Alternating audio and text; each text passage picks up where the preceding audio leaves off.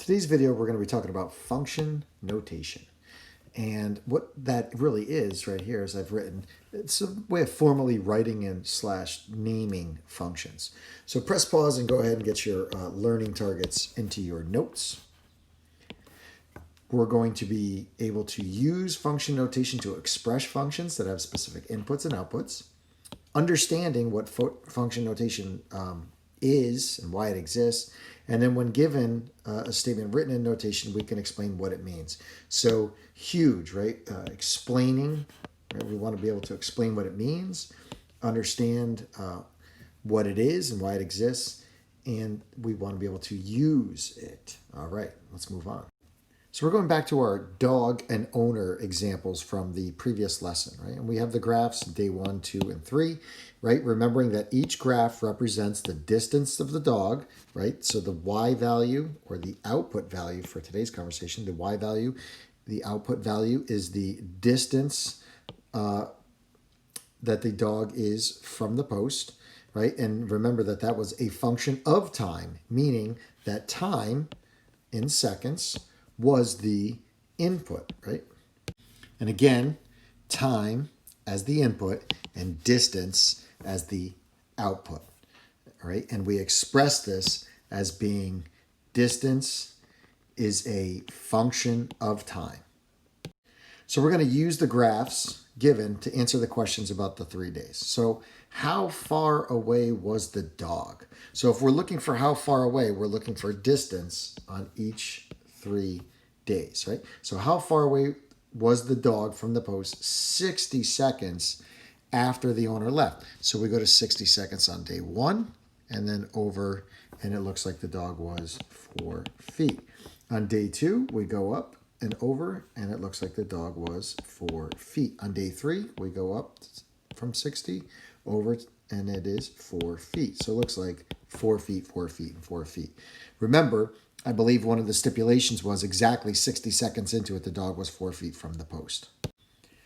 Also, one of the stipulations was when the owner left, the dog was 1.5 feet away. So how far was the dog when the owner left? Again, that was that y-intercept on each one. So our y-intercept here, here, and here are all 1.5 feet. So we're going to say 1.5 feet, 1.5 feet, and 1.5 feet. So all of those answers on A and B are the same. The owner returned 160 seconds after he left. How far was the dog at that time? Now, depending on how you drew your graph, all of these graphs could have been looking a little bit different, but we're going to use the ones that they gave us to answer this question. So I've cleaned up the graphs, and we're going to use a different ink color. So we go over to 160 seconds. That's right here at the end, and we're going to follow that up. And then it looks like here's where we're at, and we're going to follow that over to here. And I don't know, I think I'd say anywhere from 3.7, 3.8 feet. So we're just going to say 3.8 feet. On day 2, we followed 160 seconds up, and this is a pretty nice one over here, all the way over to 4 feet. Again, how far away means that we know the time. So at 160 seconds, follow that over here. Looks to be about a half a foot. So we're going to say 0.5 feet or a half a foot. Change colors here, a half a foot. However you want to write that answer is up to you. And then on the last part, how many seconds passed? So if I'm looking for time, that means I don't know the time, right? So I'm not going up and left. I'm going to start from the left. How many seconds have passed before the dog reached the farthest point it could reach from the post? So the leash was 5 feet. So I think we want to go to the highest point on the graph, which is 5 feet. And now here's where it happened, and I'm going to follow that down. Somewhere between 40 and 60 seconds. Looks to be about halfway. So I'm going to say 50 seconds. On day 2, the highest point is right around there. Drop down. Just before the 40-second mark, we'll say, I don't know, about 35 seconds, just ballparking it. The point of it is the number's got to be somewhere less than 40, but I'd say more than 30 because this moment right here is more than halfway between 20 to 40. So that's more than 30 seconds would have been halfway. So we say about 35 seconds. Seems fair enough. Day 3, The highest point happens right here. That's just but moments after the owner walked away. I don't know, say somewhere around like 3 to 5 seconds, somewhere between 3 to 5 seconds. Okay. So again, just paying attention to how far, right? How far, and then how far. All of these are asking distance questions, so you must know the time. The last one said how many seconds or how long, which means you must have known the distance, and then we go down to find the time. So, a lot of kids say, I struggle with word problems. Really, there's only two things going on, right? We either give you a time, you tell us the distance, we give you the distance, you tell us the time. There's really not much going on here. Don't make this complicated. Moving along now, let's start considering the statement. So they're going to ask us to think a little bit deeper here. Considering the statement, the dog was 2 feet away from the post after 80 seconds, do you agree with this statement? Well, I guess it depends on which graph you're looking at. So the dog was 2 feet away after 80 seconds. I come over here, I go up to this piece right here, and it looks like the dog was further than 2. So I would say, I don't disagree, I disagree. I think the dog was a little further. Over on this one, 80 seconds away, I disagree, the dog was at 4 feet away. Over here at 80 seconds, I agree the dog was at 2 feet away. So for days 1 and 2, I would say I disagree. And again, the reason I say this is at 80 seconds, this was more than 2 feet. At 80 seconds over here, this was twice than 2 feet. But on day 3 at 80 seconds, the dog was, yes, exactly 2 feet away. So I would write one of these sentences, right? So this or this, right? It depends, right? So do you agree with the statement? You have to take a stance. I disagree or I agree, and then support your answer with a reasoning. All right. Number 3. What was the distance, right? So if we're looking for the distance, then we must know the time. What's the time? 100 seconds after the owner left. And again, if I go to on day 3, 100 seconds, the distance is a little over a foot. Over here, the distance is 4 feet. Over here, the distance is a little over 2 feet. So, right, we have varying answers depending on the day. Pick one and answer it. On day blank, the dog was blank feet away after 100 seconds. Right? And then what that amount is depends on the day that you choose. So say on day 1, for example. On day 1, it looks like the dog was, just over 2 feet away, right? That's one answer. On day 2, it looks like the dog is 4 feet away, exactly. Right? So that's a second answer. On day 3, it looks like the dog is just over 1 foot away, right? So not feet, just over 1 foot away. So again, answers are going to vary depending on which day you choose. So be specific, be thorough, and have a good sentence here, right? On the day, the distance, and the time. So now we're going to talk about some handy notation. So for day 1, we're going to let that function, right, be called function f. So the red function is function f, and that's an italicized. G is going to be for day 2, so we're going to call this function g. And the last one we're going to call function h, right? And those are italicized. Now the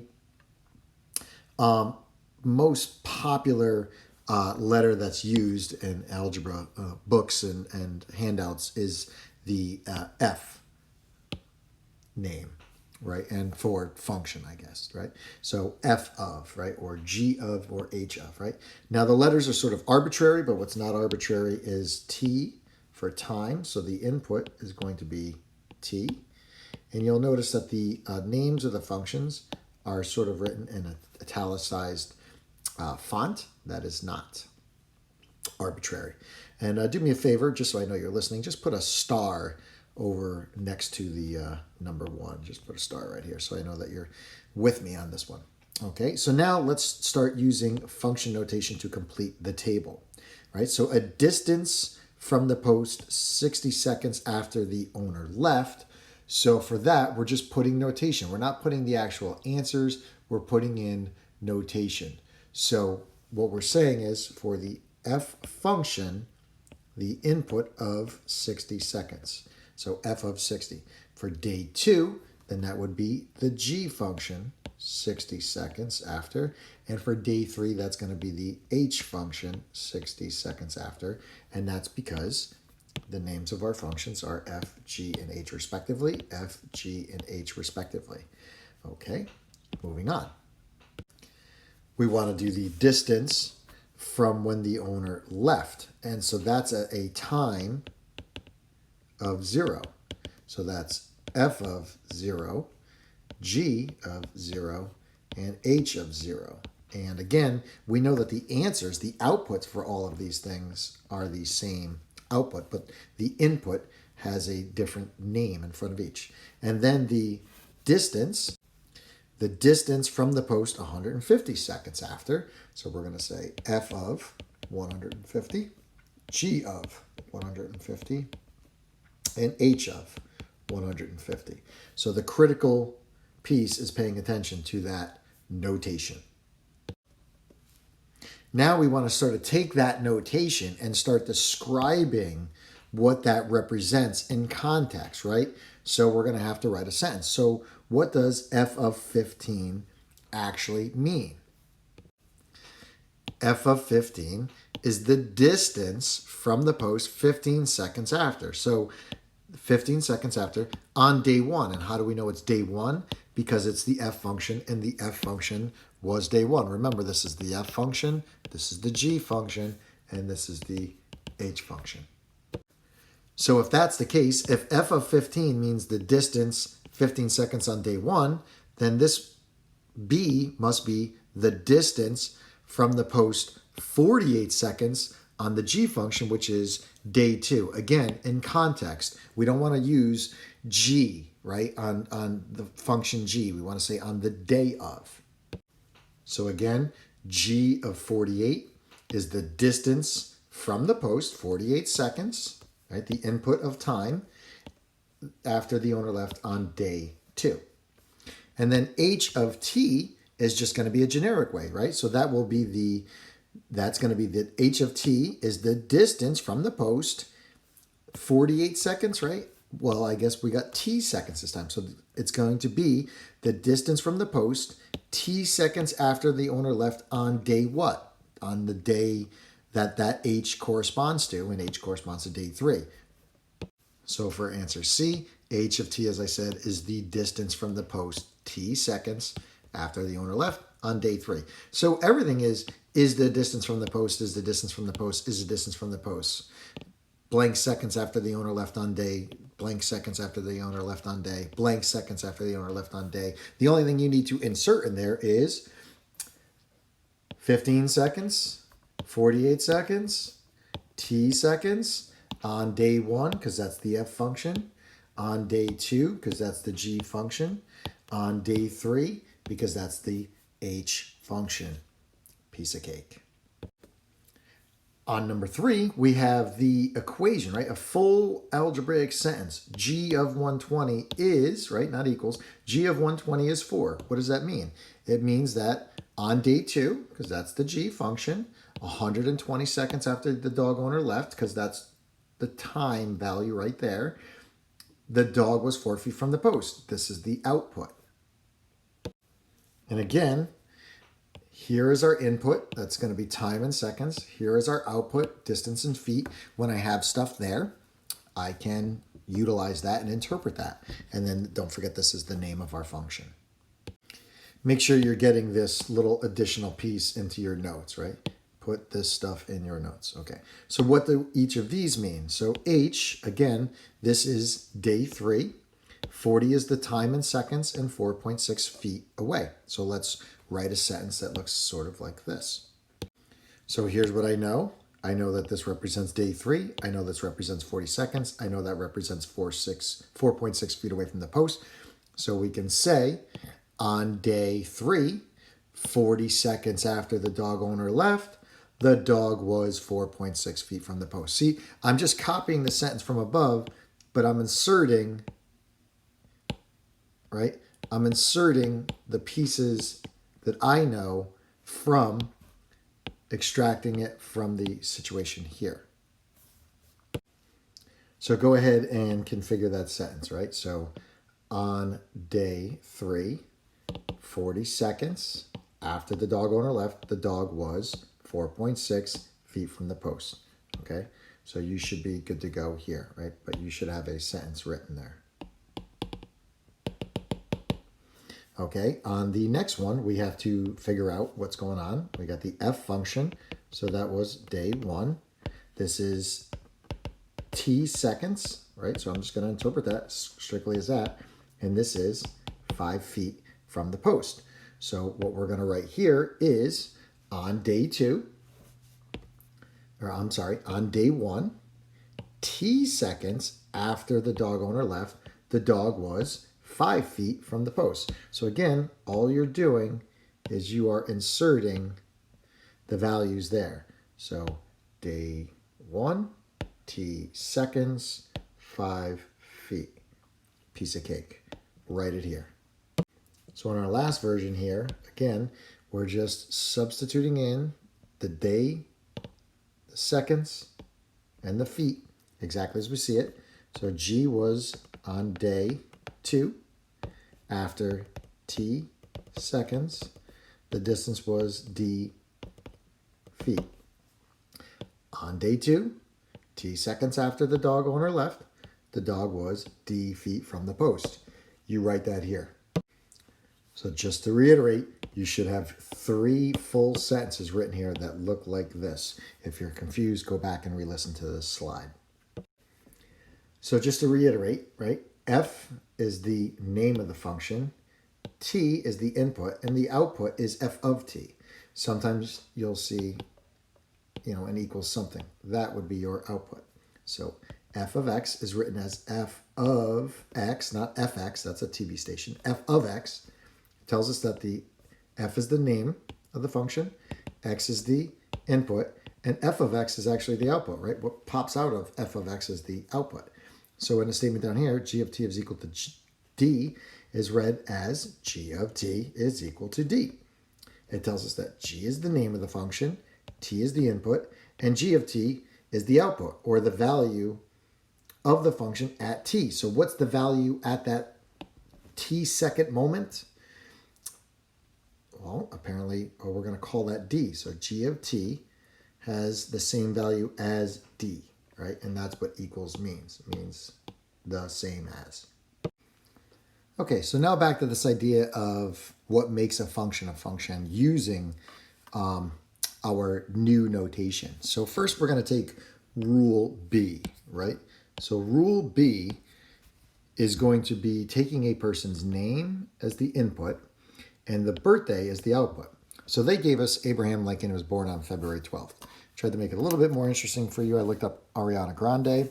Ariana Grande was born on June 26th. Ed Sheeran was born on February 17th, and Taylor Swift is December 13th. Okay, now on the other side, we have rule P is going to take a date as its input, right? So the difference is over here, rule B, the input is the name is the input, right? Rule P takes the date as the input and then gives a person with that birthday as the output. So the question is, who else is born on August 26th? Well, after a little quick internet searching, I have found that Chris Pine is born on August 26th. And then I threw out a date of October 28th, rather. Why October 28th? That's my birthday. Who else is born same day as me? Bill Gates and Julia Roberts. If you don't know who they are, look them up.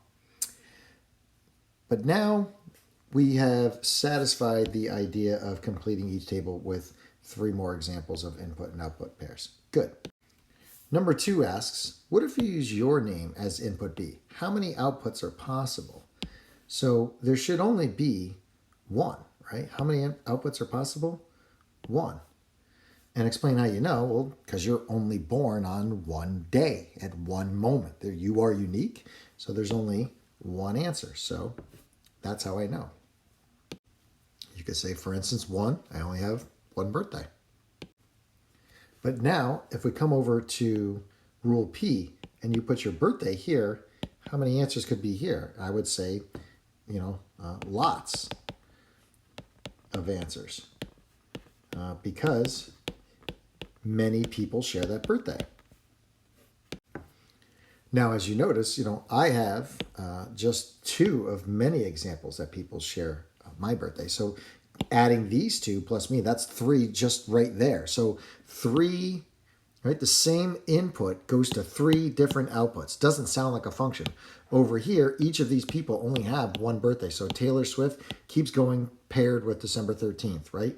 Your name pairs with just your birthday. But your birthday pairs with lots of good examples of people who are born on the same day. So again, we've kind of addressed this. Only one of these two is a function, the other is not a function. So which one is which and how do you know? Very simple. This is not a function. This is. And why? Because Ariana Grande only goes to one spot. Ed Sheeran only goes to one spot versus October 28th goes to two different places. That's the indication that that's not a function. When an input gets driven to two different outputs, that's a problem. Again, just think about this in terms of rules, right? Say you had a rule of 3x and x equals 2. Well, 3 times 2 is equal to 6. What if you did 3 times 2 again? You get 6, right? It's not possible for 3 times x to go to two different values. That's an example of a rule that is a function. But let's get a more formal version of this answer. B is a function, P is not. B assigns one output to each input, right? Ariana Grande, an input, assigns to June 26th, nowhere else. Taylor Swift goes to December 13th, nowhere else. On P, October 28th gets assigned to Bill Gates and Julia Roberts. That's a problem. B assigns one output to each input. P assigns an input to multiple outputs. That's a problem, right? It assigns two outputs to the same October 28th input. Wrong answer. No function. No deal. Lastly, what we want to do is discuss function notation again, right? So we want to find a relationship that is a function, write two input-output pairs from the table using the function. So up here, this was the function. Remember, no function over here. So we just want to write this in terms of function notation. So we need to know the rule name and then an input and an output. Here is our function name, capital P. Abraham Lincoln was our input, equals. February 12th was our output. How about another version?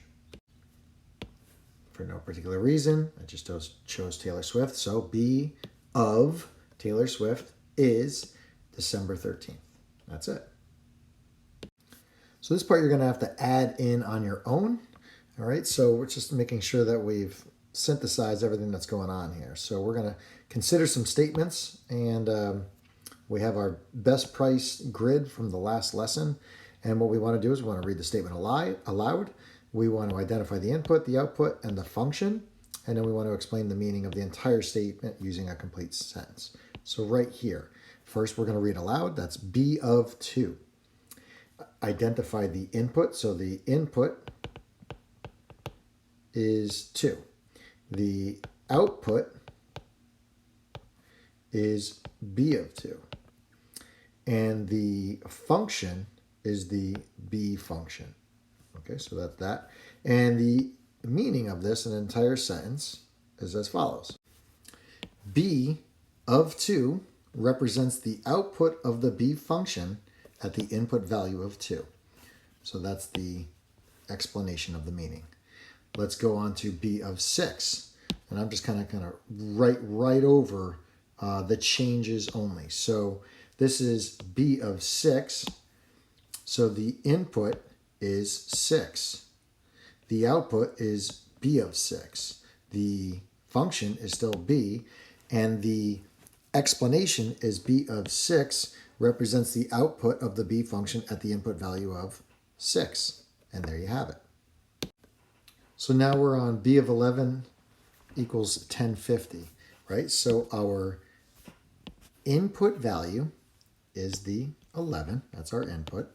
Our output value actually is a specific value. It's 1050. And of course, the function name is b. And the interpretation, or the explaining the meaning, is b of 11 gives us an output value of 1050 for the b function at the input value of 11. And for our final example, we have b of 13 equals 1125. Our input is 13. Our output is 1125. The function name is still a b, right? That's a really bad arrow. So b of 13 gives us an output value of 1125. Remember, that's the output. For the b function, remember, that's the name of the function. At the input value of 13, that's our input. And there you go. Notes are complete. Put a double star at the end so that I know that you watched the entire video. Thank you.